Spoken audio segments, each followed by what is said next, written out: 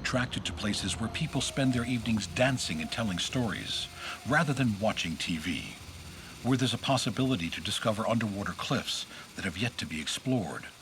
Papua New Guinea, an island with the second widest variety of animal species and ethnic groups, is just such a place, a destination that could make our dreams come true.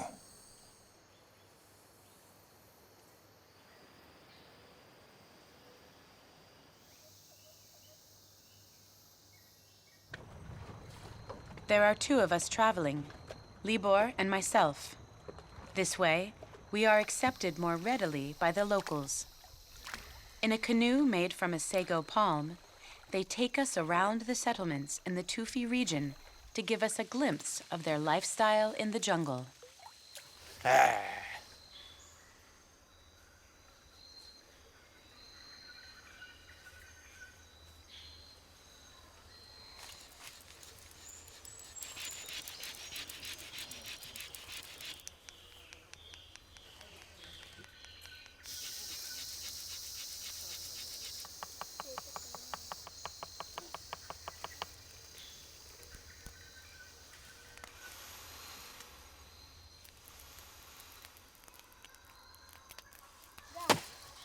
This is how flour-like batter is made from the sago palm trunk. First, the pulp is scooped out, mashed, and rinsed out with river water. Then it is hammered with a big club until the starch is released. There is a net at the end of the canal to catch the fiber, while the water and starch run into a wash tub, where the starch settles at the bottom.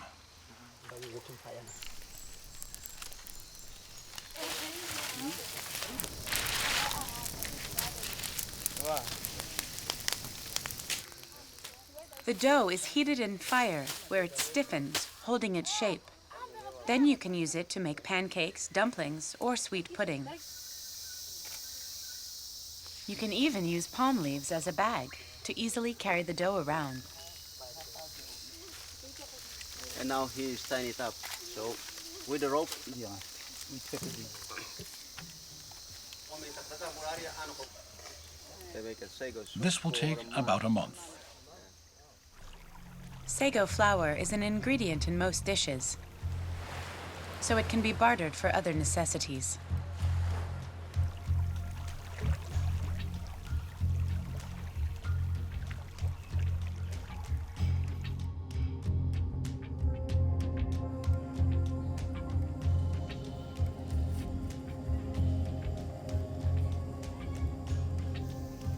We may be revealing an old magic trick, but this boy has string between his feet.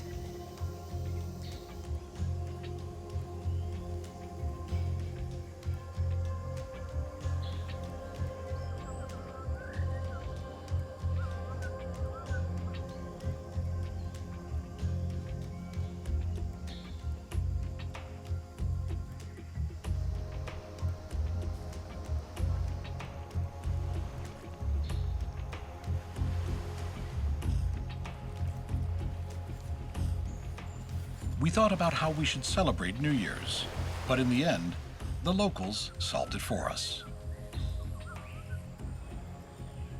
They invited us to a big feast. People from several villages in the Tufi region meet every year to maintain good relationships, gossip, and give the young ones a chance to meet. Until recently, they didn't even have a clue they had neighbors.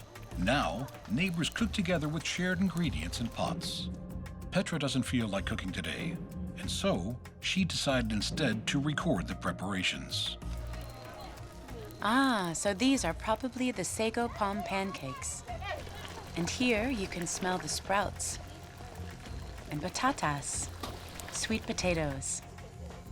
Mmm.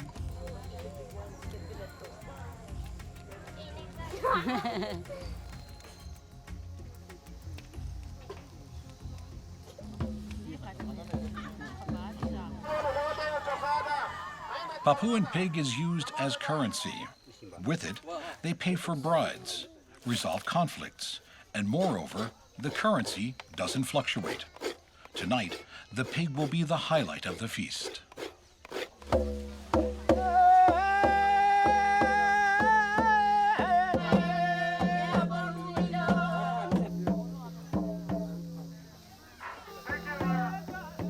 Every tribe has its own original body decoration and their own unique dance called Sing Sing. The dance serves multiple purposes. It can induce a trance, which is necessary to communicate with the ghosts, as a psychological preparation for war, but mainly to show off in front of potential partners.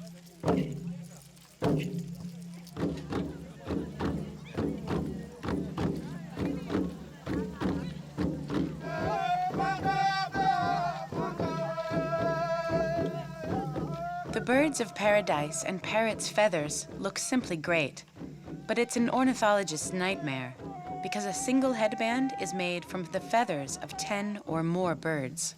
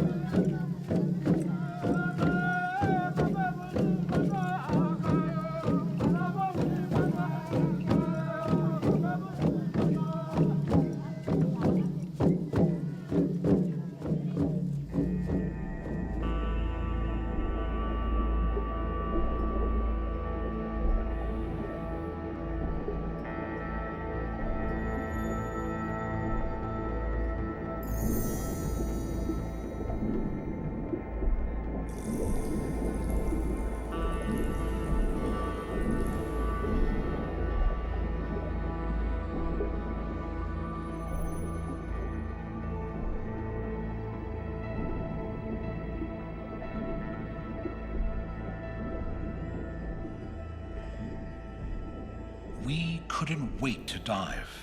Nowhere else can you find such a variety of species on a single coral reef.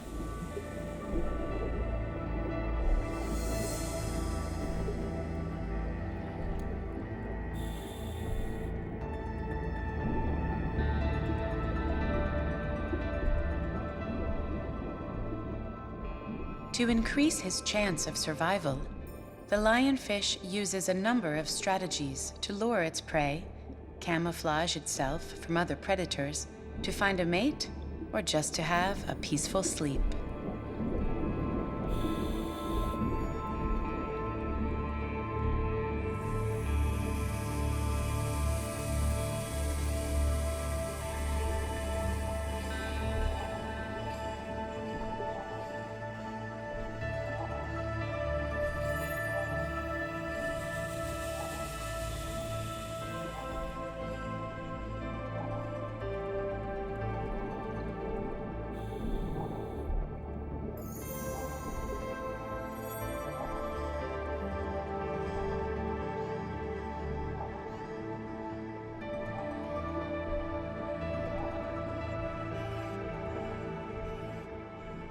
Something moves under my hand.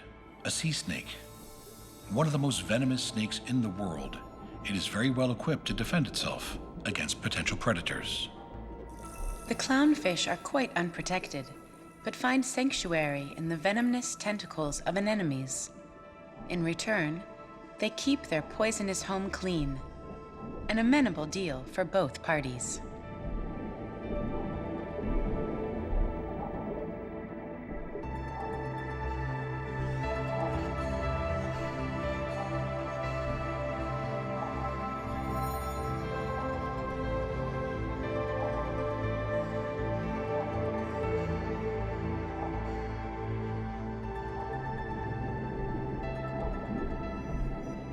Sea creatures' physical appearances not only protect them, it lures some while threatening others.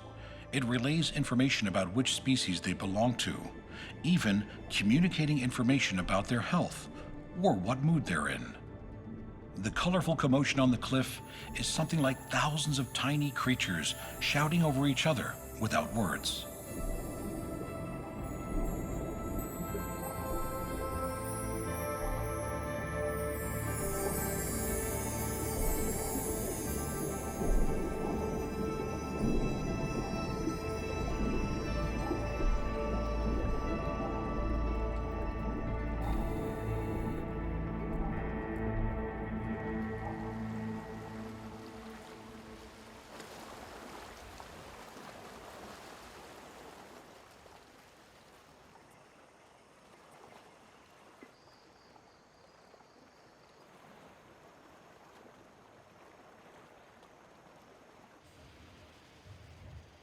Fortunately, we don't have to learn the 848 indigenous languages to be able to understand the locals. English has been taught in schools since the 1970s. New Guinea is the second biggest island in the world, in the region of Melanesia, not far from the northern shores of Australia. Today, it is politically divided. The western part is claimed by Indonesia. The eastern half is Papua New Guinea.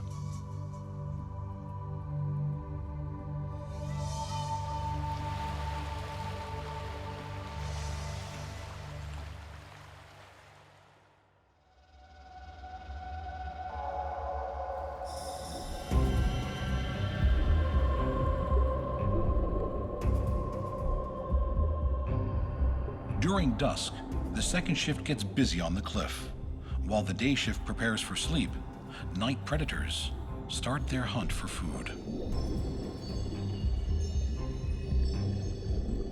The ragged nudibranches, as well as the big cauliflower nudibranch, are specialists at using toxins.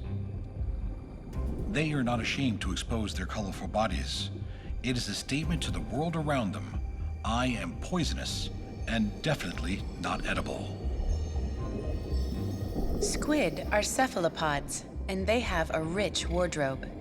They change their color not only because of the camouflage, but also in, so to speak, social situations. This fashion show is a result of evolution. While vertebrates were equipped with hard shells, the cephalopods relied on their intelligence and ability to use camouflage.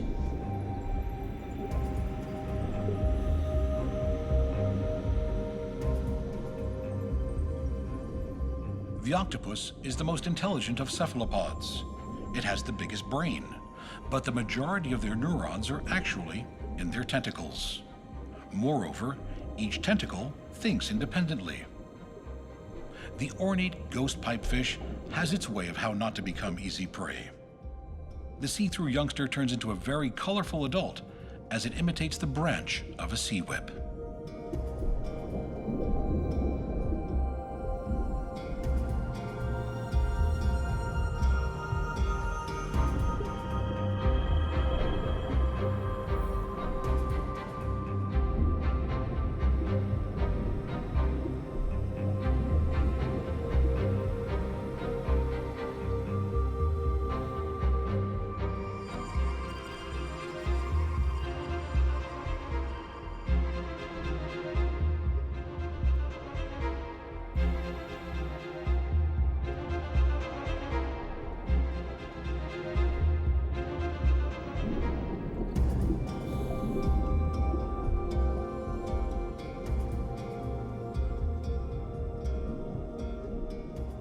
The sea cucumber entirely imitates the anthozoa.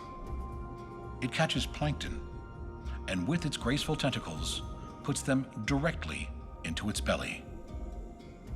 It's a way to hide as well.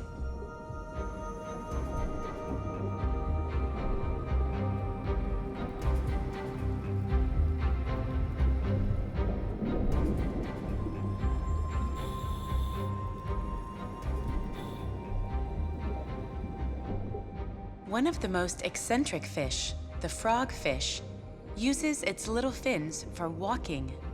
It catches other fish with an elysium above its mouth, which resembles a fishing rod and a lure. The spiny lobster has 2 long antennas for protection and 2 shorter ones to detect movement and for chemical analysis of the water.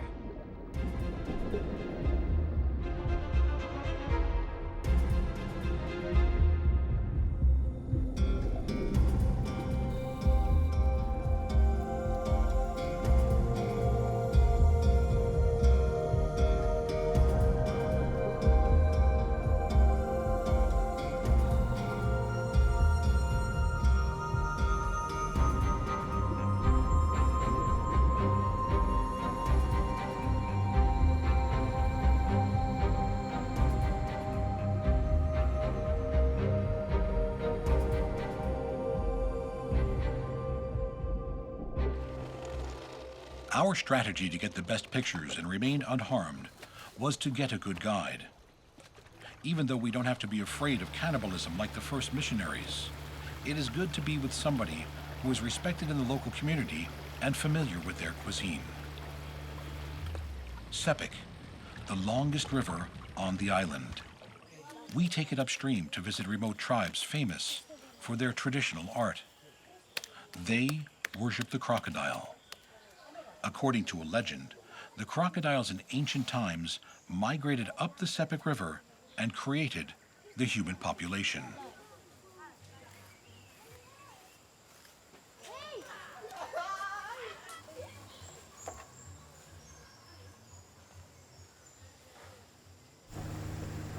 Winding over 1,000 kilometers, the region around the Sepik River is a living anthropological museum. More than 300 languages are spoken here, and it is one of the most remote areas of the country.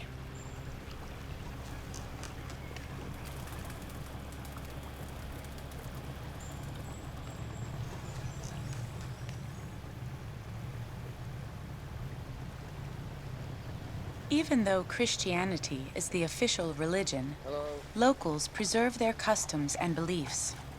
Most villages have the spirit house, House Tambaran, which can be entered only by devout men. The souls of ancestors are believed to rest here. After the chief's approval, I can enter the house, something that's impossible for local women.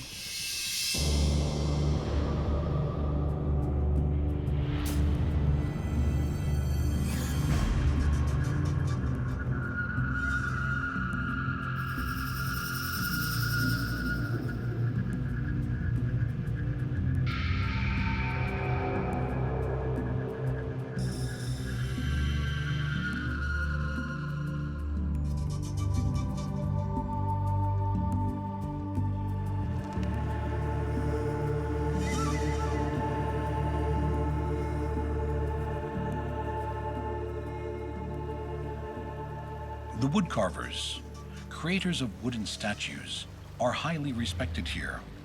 Philip is taking us to see one of them.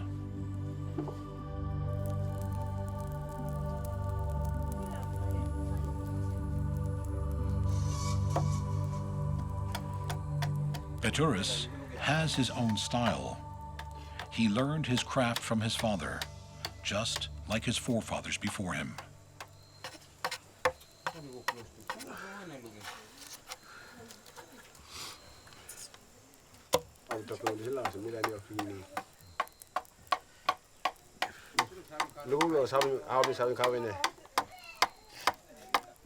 Various pigments are produced from different shades of the soil here. They can be used to decorate statues or as body colors.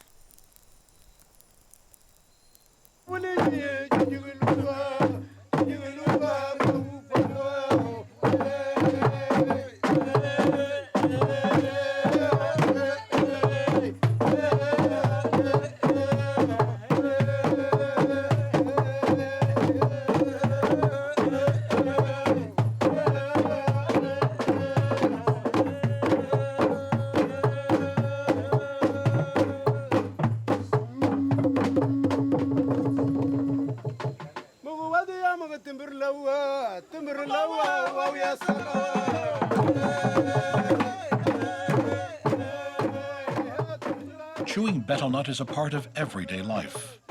It produces a mild euphoria and suppresses hunger and fatigue. The poor condition of the majority of the local inhabitants' teeth are proof of its popularity. After dusk, life in the wilderness quiets down a bit. That's why any opportunity to dance is preferred to chewing betel in the dark house.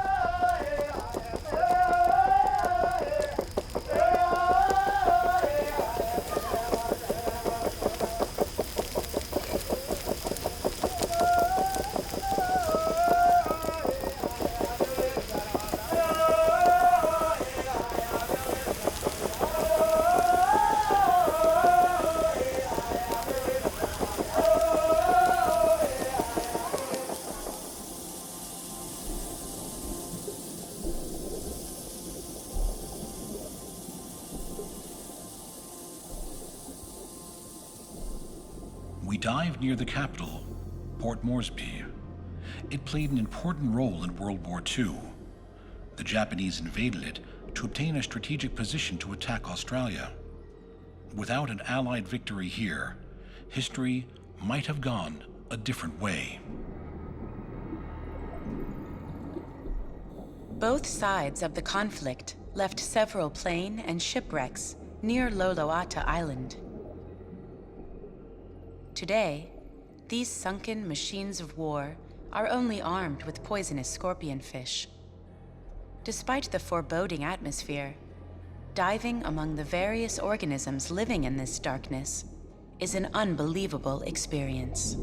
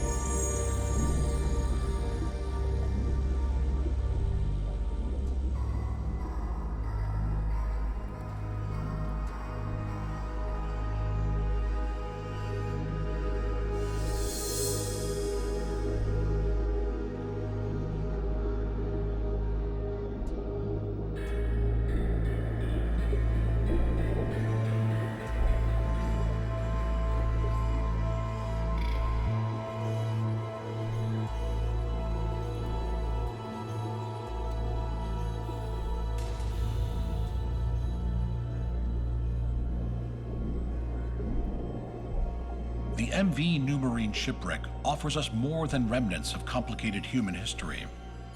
A new kind of pygmy seahorse has been discovered on its foreship. Searching for this tiny creature is like looking for a needle in a haystack. Hidden 35 meters under the foreship, it reveals itself with the wink of an eye.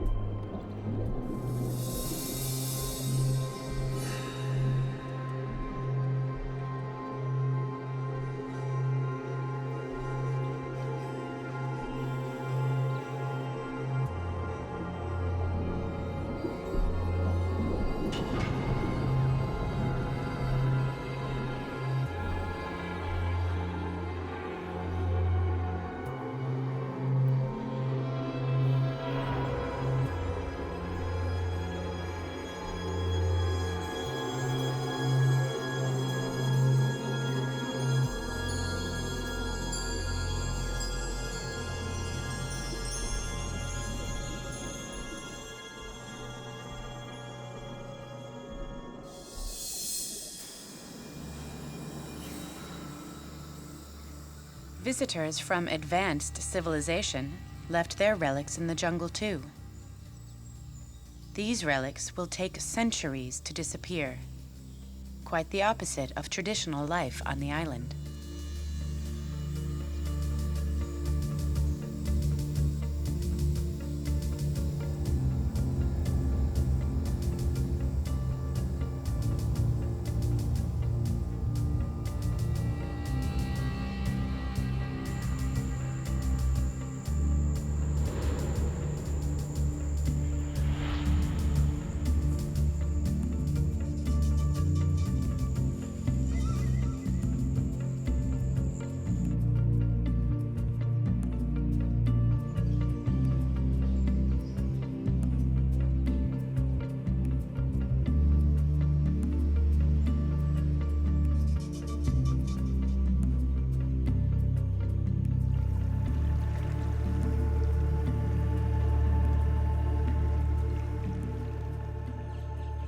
The vast majority of people here work as farmers.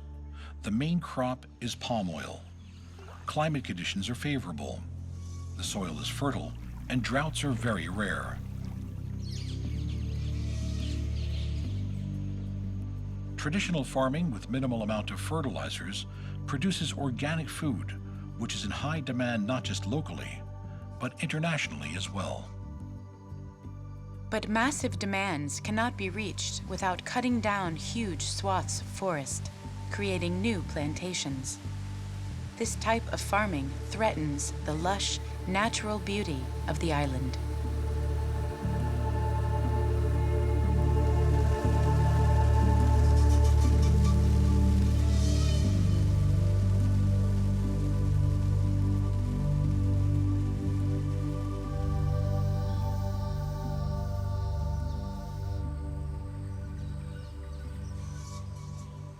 After long negotiations with our guides, we were granted permission to observe the secret initiation ceremony of the crocodile men.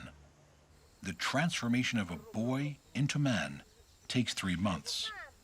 During this time, they are isolated from the rest of the village, and they are subjected to various tests. Tomorrow's painful ceremony will be the hardest part. We will be the first foreigners allowed to record the ceremony in Marab, and I will be the first woman allowed to witness it. There is no other way. The generator and all of our supplies must go with us.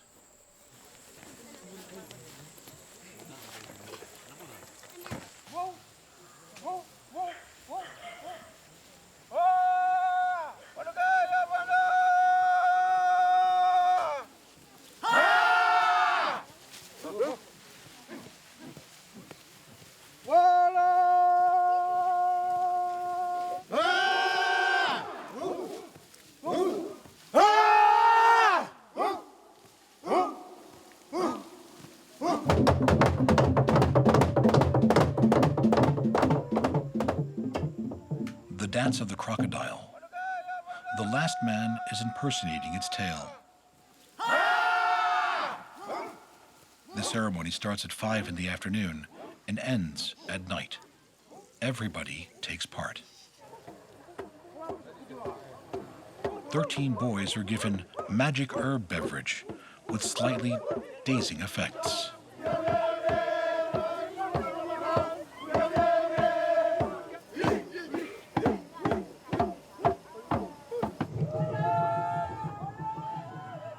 Past 5 in the morning.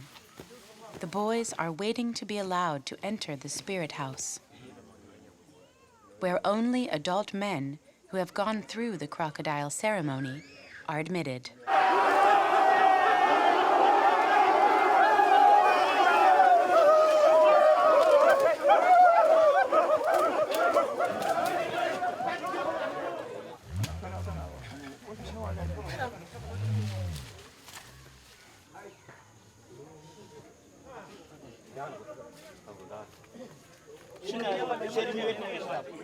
Boys are given a package with bamboo sticks, whose sharp edges were used for cutting till last century.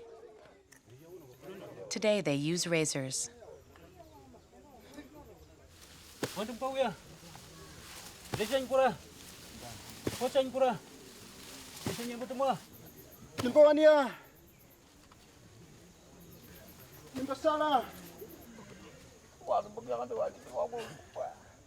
Each boy is guided through the ceremony by his uncle, who makes the ritual marks on him.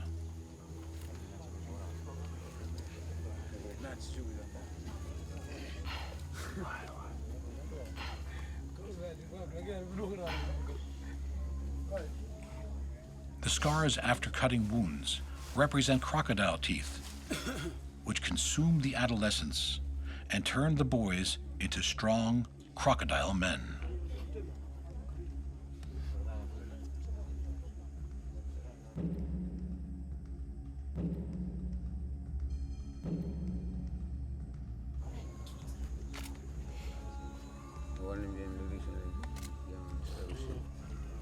They are chewing ginger to relieve the pain. It takes an endless 2 hours.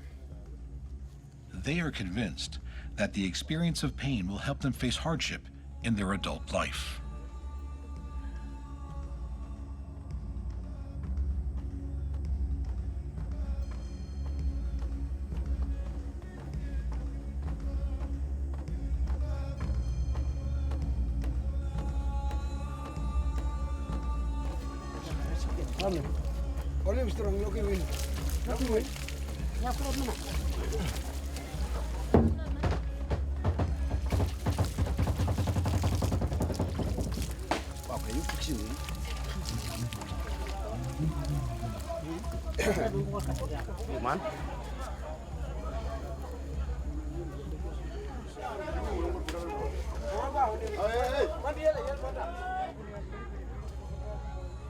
The wounds are coated with guatri oil with anti-inflammatory effects.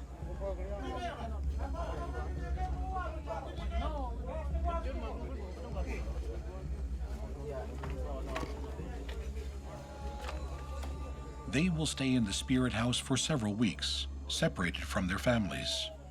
During this time, the wounds will be coated with clay, which causes the scars to rise and be visible for the rest of their lives.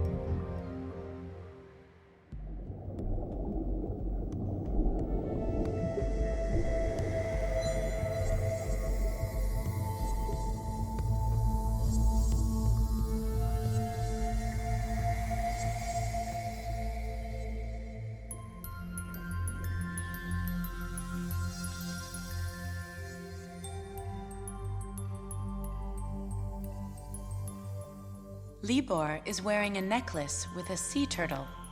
He fell in love with them, and they don't feel threatened in his presence. No wonder he got lost with this big green sea turtle for such a long time.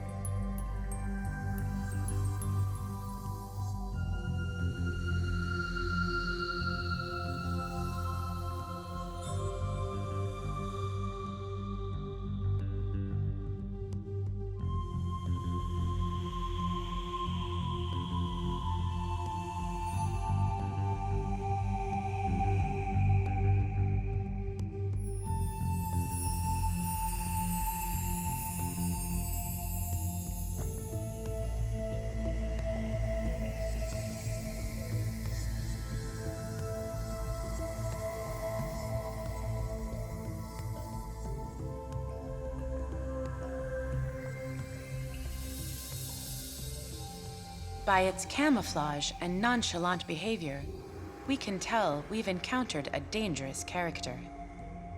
The leaf scorpion fish can suck its prey into its mouth, and it is very poisonous. Did we manage to annoy it?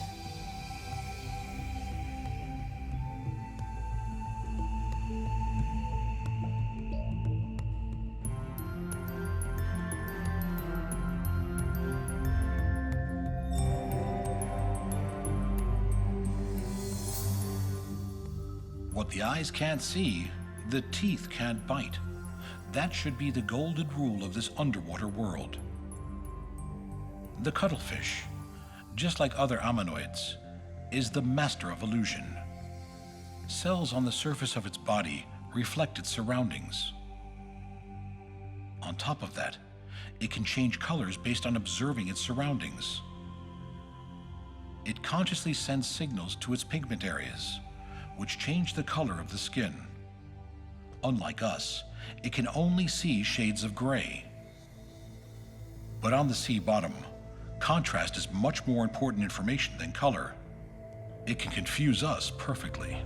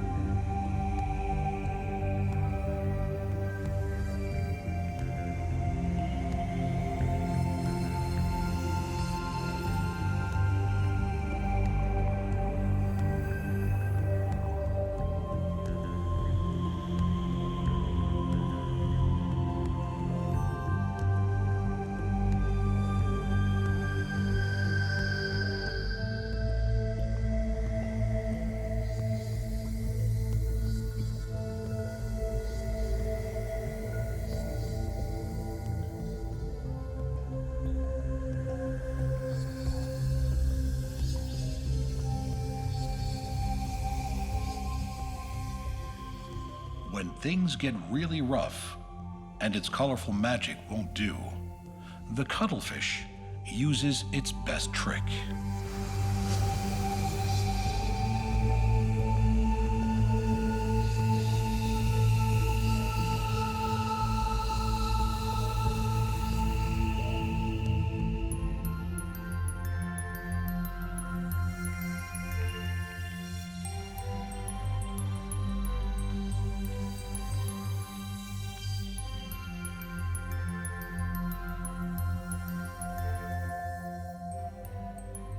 From all the different types of camouflage, this reptilian-looking character fooled us the most.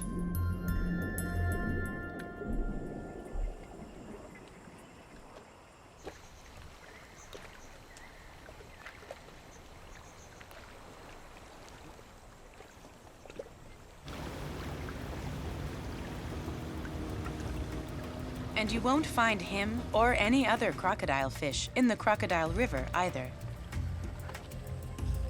There is an abundance of real crocodiles and piranhas.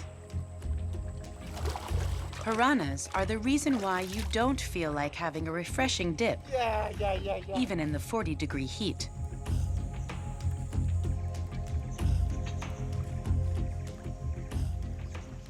They have teeth similar to humans, and they can crack a nut that fell in the water.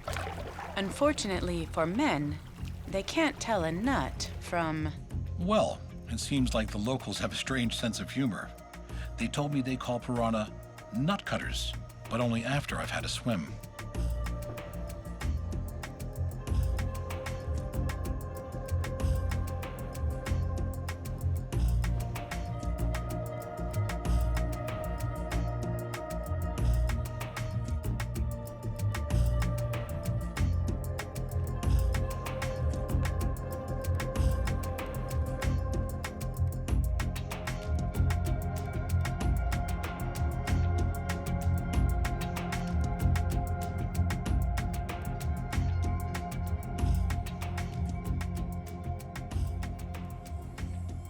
Blue Sepik is an orchid which can only be found in the east part of Sepik.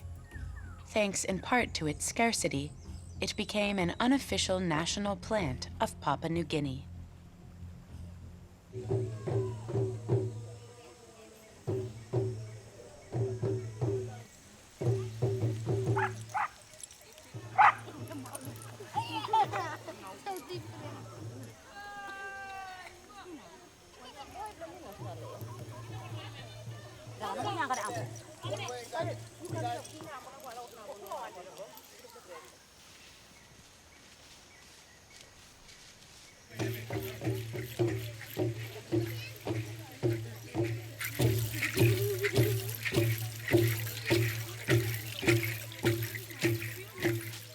The crocodile cult is important not only for men.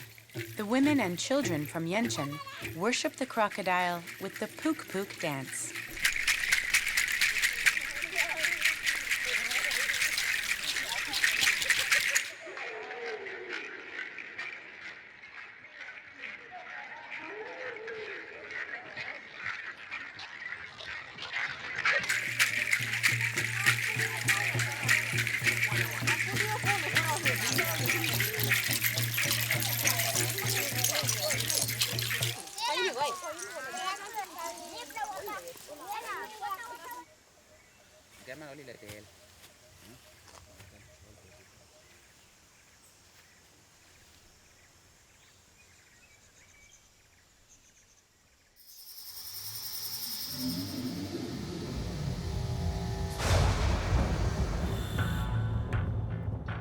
Out of all the resourceful camouflage and hunting techniques we have encountered, we admire the sharks the most, perfected over hundreds of millions of years. No other group of predators has such elaborate hunting techniques. Sharks can recognize their prey from over 2 kilometers away.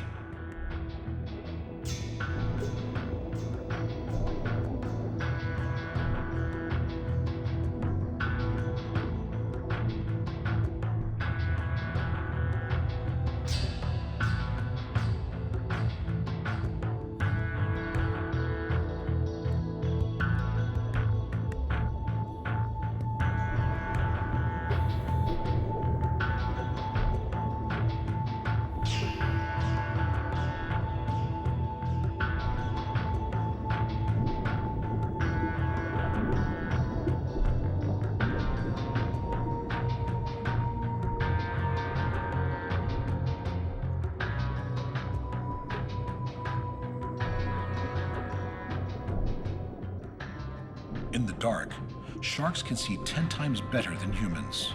It is possible thanks to a layer of reflective discs which reflect the light behind the retina back on the light-sensitive cells.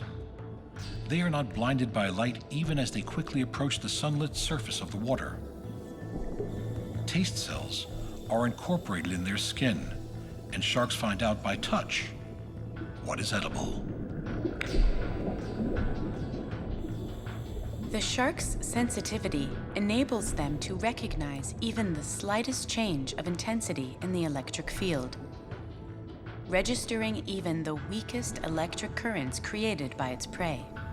They can even recognize fear, so we try to concentrate on shooting.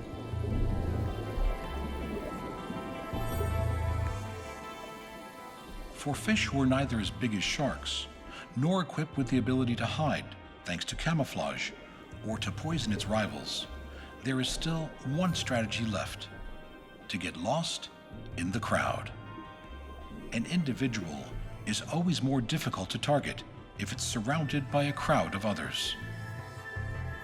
Fish in this school change their direction according to the water pressure, caused by the movement of a different school, attacking predator, or even curious divers.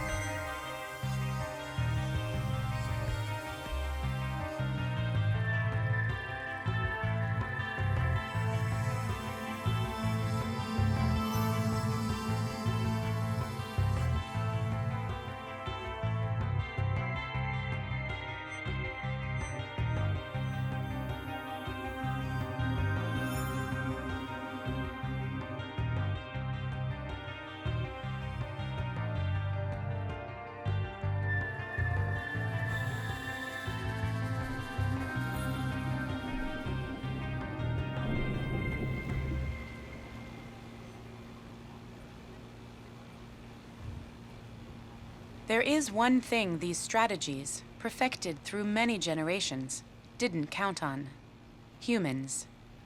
Out-of-control fishing is genocide of the marine environment and its inhabitants.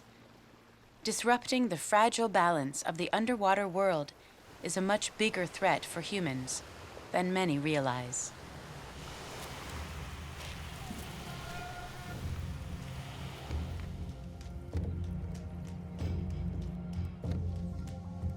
We were reminded of this by the eruption of the volcano Tavarur in 1994, which buried Rabaul, one of the biggest and most spectacular cities of the Pacific, in ashes.